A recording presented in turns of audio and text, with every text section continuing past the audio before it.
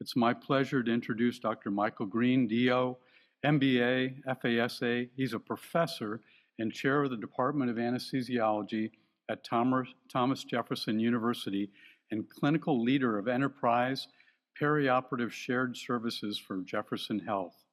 He oversees education, research, and perioperative operations across the health system and chairs both the Enterprise Operating Room Leadership Council and the Enterprise Pharmacy and Therapeutics Committee.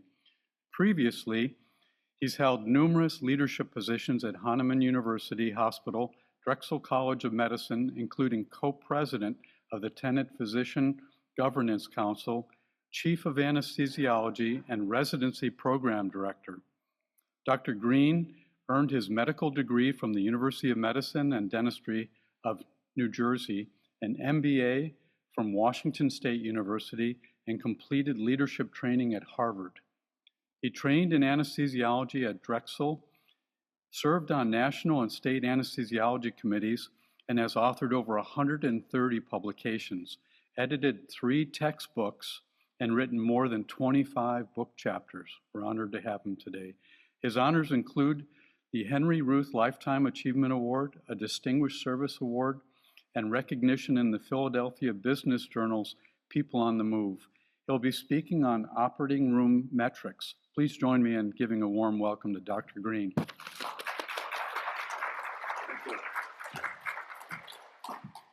Everybody here is probably tired of hearing Thomas Jefferson University, but from 2007 to 2024, the president and CEO was Tom Naska, who was our dean up until when he left to go to the ACGME. So another little Jefferson shout out there. Thank you for all your time today. I know I'm standing between you and your lunch, and I know we're already a few minutes behind, so I promise I'll get us a little more on track. We are going to talk about operating room metrics, so I will move through efficiently. Here we go. So my learning objectives today, I'm just for a few moments, I'm going to explore some of the global cost of healthcare, to talk a little bit about the cost of operative care, to evaluate a couple conventional OR metrics, ones that we're all very used to, and then to maybe consider some of the less used OR metrics. Here are my learning objectives. Again, so here we are, we're in the C-suite, and we're looking at our gigantic new dashboard with the CEO and the president of the health system, and it says, our new dashboard has all these different KPIs that we can track now. And then the one gentleman says, well, what's that one going to 0? And it says, well, that just looks at how well we understand them all. I feel like that every day as I'm dealing with. So how much does healthcare cost? We've all seen slides like this in the past. This is looking at the cost of healthcare with the percentage of GDP. And you can see in the 80s and the 90s, maybe it was between 5 and 10% or so. And this has been going up with a pretty positive slope of this line. And it's predicted by about 2028 or so, we're going to be just under 20% of the GDP. So why is price going up so quickly the way that it is? Well, it's a function of utilization and cost, right? So here we are, we're looking at the population, and we've been talking about this for decades as well. The baby boomers are now at the age where they are consuming healthcare services. If you look at just the population of patients over 80 years old, you can see on the left side, males in 2018 were maybe 1.6, 1.7%, females just over 2%, 2.1, 2.2. Look where we are in 2030. Males are going to be about 2 to 2.5%. Women are going to be 3.5 to 4%, and that's just in the population of patients over 80. And you can see everyone Medicare eligible, which is in blue, has substantially increased compared to where we were. And this is 2018 compared to 2028. And here's Medicare spending as a proportion of GDP. And just Medicare alone in 2019 was around 3%. By 2049, if nothing changes, we're expecting that to be around 6% of the GDP just to care for Medicare patients. So we're consuming a lot more health care. The cost is also going up at just as rapid of a pace. As you can see over the last 20 years, the consumer price index for urban consumers, so what we paid for bread, milk, eggs, rent, and cars, went up about 2.1%. In healthcare, that same consumer price index was about 3.5%, so almost double. And if you look at this data stopped collecting in 2020, the last 3, 4, 5 years or so, it's been even a more rapid ascent. So the price is going up quicker than the CPI for urban consumers at the same time. And for that, we're at around $11,000 per person right now in the United States. You can see our average life expectancy is less. Our obesity rate is much higher in spite of spending so much more on health care. The diabetes admissions, of course, are much higher given the high obesity rate. and our infant mortality rate is higher in spite of being substantially ahead in spending of comparable country averages there. And presented in a different way, if you look in the 80s and 90s, you can see that U.S. was lingering around the percentage of GDP of some of the other high-earning countries. But you can look at where we ended up in 2015, where we were in those middle teens, 15, 16, 17, 18, and the comparable countries are still around that 10%. And what are we spending this on? Well, this is a look at 2012 versus 2023. So in 2012, it was $2,793 billion versus $5,158 billion, so roughly double. But the percentages didn't really change too much. Notable exception you can see here, the physician, it was 20.2%, now 19.8%. And that money was really funneled over towards some of the home health care that we see that's been becoming more popular, especially in recent times. And one thing that did increase significantly was our spend on administration. So you can see here is another slide where the United States is just a clear outlier. We spend 8.3% of healthcare dollars on administration today. Comparable countries there down the list, you can see oftentimes are half or even less than that. Canada's at 2.7%. So substantial spend on administration. And that all started in that mid-90s as well. That rust-colored line on the bottom is a number of physicians, and the yellow, of course, is the expansion of our spend on healthcare administration. So it's exponential. It's exponential. I'll skip through that. So where does surgical costs come into this? Well, about 40% of all healthcare costs are related to surgical care, and that's for hospital and physician spending. Operating room time is the second most expensive part of an episode of care, yet it being just a couple hours. And as you can see here on the right-hand side, this is looking at cholecystectomy. This is mean and median, and you can see this data is from 2017, so it's a little older, but not too far out of range. Somewhere between $16,000 and $22,000. Room and board make up about 50% of that, $10,000, $7,000 respectively. OR is about 16-17%, in spite of someone for cholecystectomy coming through maybe for just an hour, hour and a half or so.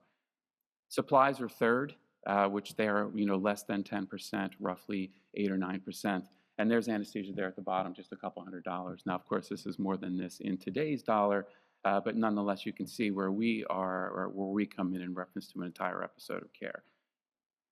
So here we are, something that we're often talking about as ORs are either starting late or delayed for whatever reason. We say, oh, dollars per minute, dollars per minute. So a few different groups tried to explore the actual cost of an operating room per minute. So this one was in JAMA Surgery. They looked at 445 facilities across California, all different types, government, investor, teaching, for-profit, not-for-profit. And what they came up with was about $37 per minute. And it didn't matter too much what type of facility it was, whether it was a government, investor, a not-for-profit. It came in around that $35, $36, $37 a minute, and that was ending in 2014. So you can think about your facilities and have an inflation-adjusted rate. One difference they did see was a little bit cheaper on the teaching side, around 29 versus 38, roughly 29 versus 38. But nonetheless, that $2,200 an hour in the state of California is at least where they were sitting. So what about the higher acuity care that we deliver? In critical care medicine, they tried to explore this. And what they found is they took a sample across the entire state of Ohio, and they came up with around 129 if it was government-owned to maybe 144 for a not-for-profit type of facility when you're performing higher acuity care. So it's almost 4 times the price when we're caring for patients for higher complexity types of surgery. And this slide right here, this image you're looking at, it's out there in pop culture. I took this off of Value Penguin Lending Tree just to give an example of what our patients are looking at. Price for a bypass, $157,000. If you average that over maybe 5 hours or so, that's around $500 a minute. So even the highest level care that we're delivering even dwarfs that $150. You can see C-sections were very efficient, $26,000 to perform a C-section, a lot of reusable equipment, fast times through the operating rooms. We're very good at it. And why does this all matter? And this is probably maybe one of the most important slides in this whole slide set. This is EBITDA of a hospital income, so earnings before interest, taxes, amortization, and appreciation. And what you see, this sort of takes away, tax implications and the financing that your facilities do and looks at, their cash flow and their bottom line earnings.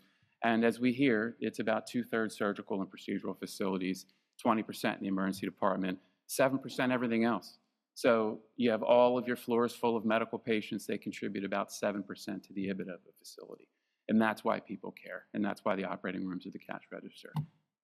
So of course, if I just said that these procedures are exceptionally expensive and the OR time is anywhere from 37 for low acuity up to $55 a minute for the higher acuity cardiac surgery, maybe $500 a minute. So if we can improve the quality, improve the speed, improve the efficiency, can we reduce the cost in operating rooms? And how do we measure the improvement in our efficiency and the reduction in our costs in operating rooms? Well, we have a few metrics that we explore. First one being first case on time start. Now, I know I'm in a room full of anesthesiologists, so I can see just all of your expressions as I raise first case on time start here. But it is considered by many to be a leading metric. I'm sure that everyone measures it. All the people in this room, whatever facilities you're working at, have some sort of measure of what your first case on time start success rate looks like. Many believe that there is a cascading effect. When you start late, there's kind of an acceptable underperformance that happens. It makes process improvement more difficult at a later time. However, others believe that it's just way overstated, right? There's not enough time for an additional case. You don't send the staff home early. There's just not enough recoverable time to matter. So why do we measure it? Well, why are first cases delayed?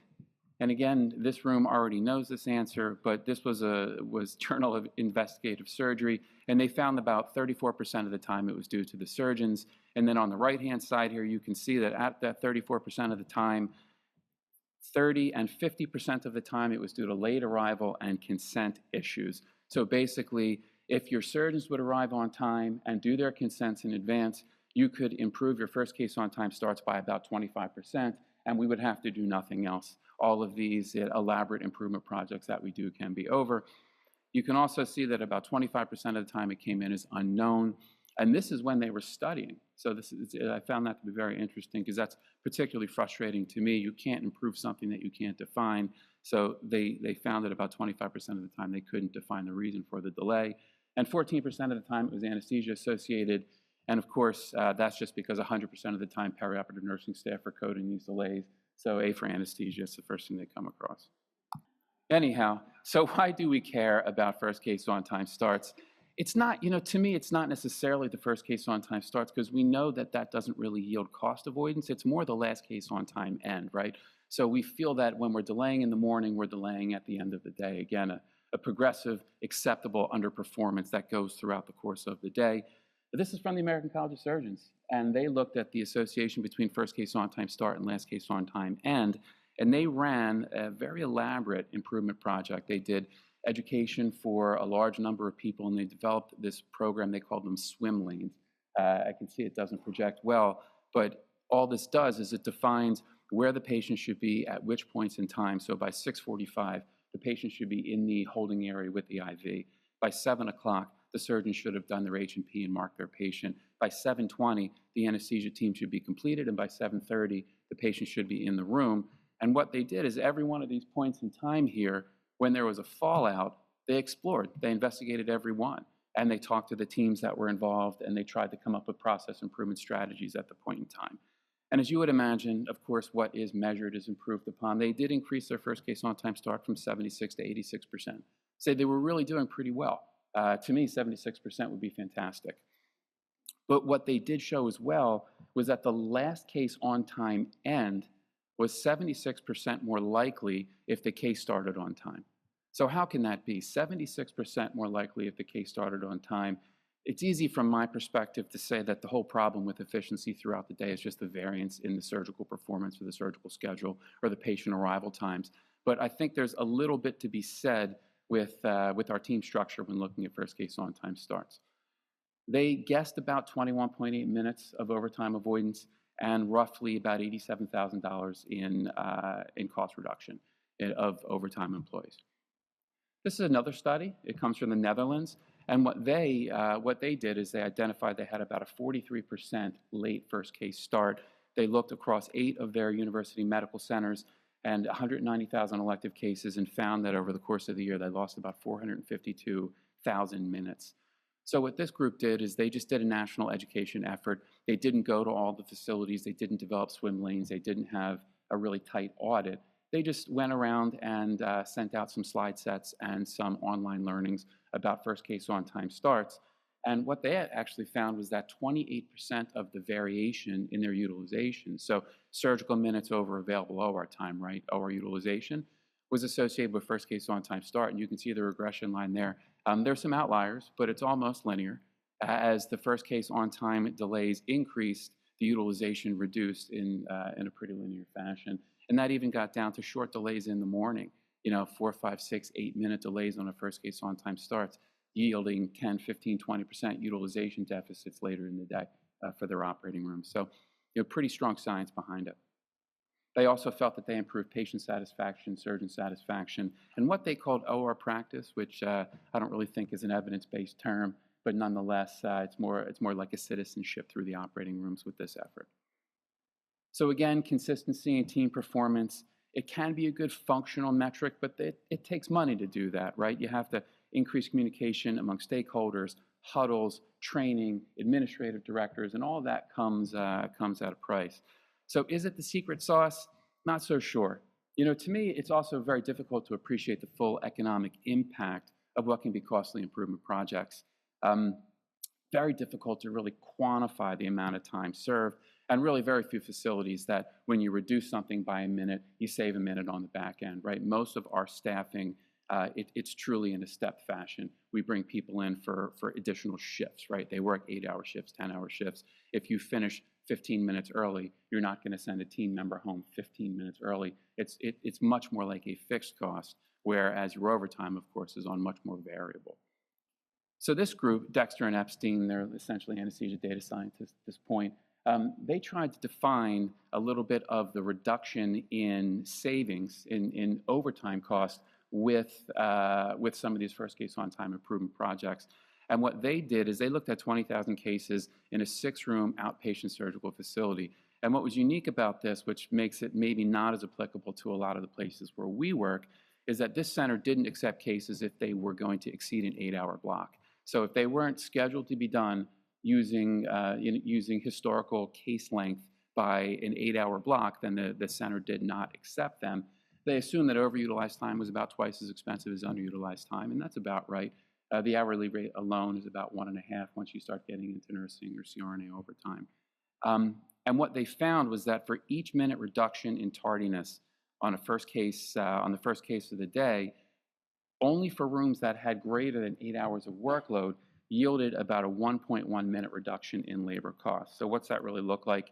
Let's say you have 10 rooms in your surgery center. You expect 4 of them to run late. You do an efficiency improvement project. It costs you a certain amount of money, and you're able to reduce that by 2 minutes or 3 minutes. Roughly, you'll save 8.8 or 13.2 minutes in a day. That's what their science showed.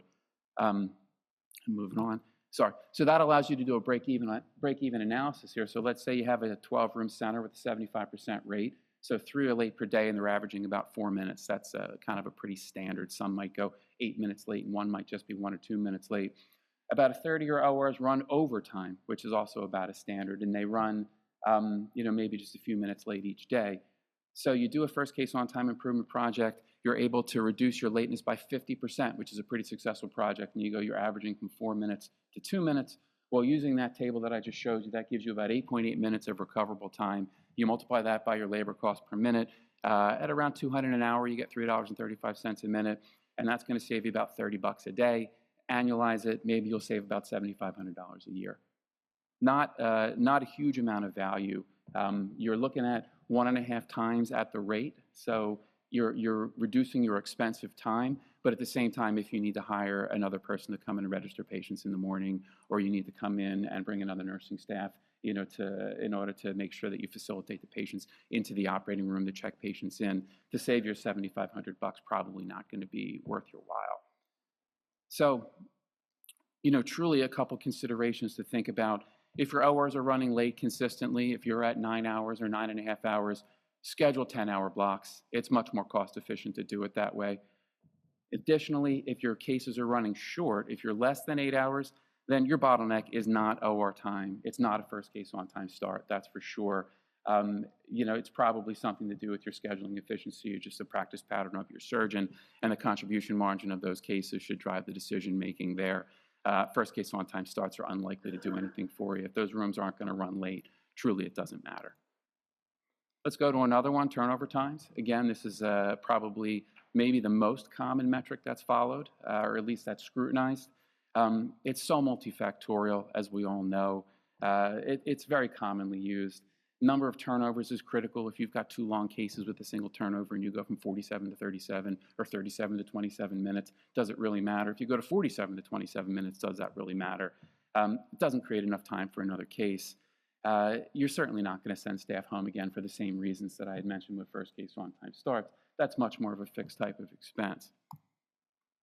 So what can we do, and what are a couple things that people out there are trying? Well, this is a group, they published in Annals of Thoracic Surgery from an academic medical center in New York, and what their premise was that turnover time erodes sort of patient and employee satisfaction, and it increases some of that intangible expense that we all feel, the emotional burnout of working in the operating room. So they deployed lean and value stream mapping in order to identify some of their valued and non-valued steps, and they created these performance improvement teams in order to focus on turnovers in thoracic cases, which to me are probably some of the upper tier cases, more complex. They used $150 a minute. This was the group from New York. They were probably looking at that same paper I showed you that looked at the statewide data from Ohio to define that number. So what they did is, you can't read this at all, but what it is on the left-hand side, it shows you everybody's role. Then it shows you the number of steps that were removed and what those steps were. You can see this is anesthesia. They removed 4 steps. The anesthesia techs, they removed 6, even getting down to housekeeping, patient transport. And they really, just following lean sciences, reduced everyone's key steps during the turnover time. And what they ended up doing is they ended up reducing their turnover from 37 to 14 minutes. Now, a couple things you can see. This is their value stream map right here, which kind of shows everyone working in parallel versus series. And you can see, though, one important thing to consider there is on this left-hand time clock, there's only 6 names in their pit crew. On the right-hand time clock, there's 8 names in that pit crew. So they added a significant amount of expense. They also only did this only over 35 turnovers. So everyone knew they were being scrutinized, and for 35 turnovers, they were able to cut their time basically in half. Other things that they added: an overnight pharmacist, $373 a day; anesthesia technician, $400 a day; another housekeeper. So the one on the left had 1 housekeeper, the one on the right had 2. And they ended up cutting the turnover time from 12 minutes to 6 minutes. Of course, they doubled their housekeeping costs, so that shouldn't be too surprising. But even with that, at $150 a minute, they did believe they had substantial contribution margin. I don't know. It's tough to tell what the true return on investment on something like this is, because you would say how they're measuring their return on investment. Obviously, cutting in a thoracic room, there's probably only a single turnover in a day. So saving 15 or 20 minutes doesn't even remotely get you another case. So, as far as the contribution is concerned, I'm not entirely sure. Maybe there's some cost avoidance. That's, of course, with overtime. There can be a little work-life balance, which is important, right? Reducing the overtime for our staff. In today's day, we're always trying to do that. Everyone seems to just be working more and more and showing signs of burnout. So, but they added staff in order to do that. Here's another interesting thing that another group did. They published in the Journal of Mobile Technology, which is an interesting location for an anesthesia turnover project. Similar to a production environment, the operating rooms can probably favor more towards those production environments than other areas in healthcare. All they did was add a visual aid. They put a countdown timer on the wall. So when a patient left the room, the anesthesia team hit the button, and the countdown just started rising. So as you're going through your process, you can see it's been 16 minutes, 18 minutes, 19 minutes. And the anesthesia was the team that was responsible for the delay code. So they're the ones that defined whether it was an SPD issue or a nursing issue or a surgeon issue or wherever it might be. Kind of unique right there. And what they showed was, just with the addition of a timer on the wall, they reduced their turnover time, which is important, although you can see the red line is their median. Not the most important piece to what they showed. they were able to reduce the variation substantially. You can see how much tighter their interquartile ranges are here. And the X's on the top of the screen, you can see how much fewer there are on the left versus the right, which was with the no timer, just far more consistency in the team performance. And that allows us just to perform greater globally in our operating rooms. In addition to that, you can see here, I'll just highlight that one. The first beta column is the contribution of each one of the teams when everything else was held stable. So you can see if there was an issue in the pre-op preparation, if the patient arrived late, or any of those things, it actually added 27 minutes to a turnover delay, as opposed to if there was an anesthesia delay, which would have added 17 minutes, or a patient delay adding 12 minutes. And interestingly, as we've all seen, if the to follow patient is an outpatient, it was actually 5.8 minutes faster. The outpatients have a tendency to have less comorbidity. They're more mobile. They move through the system quicker.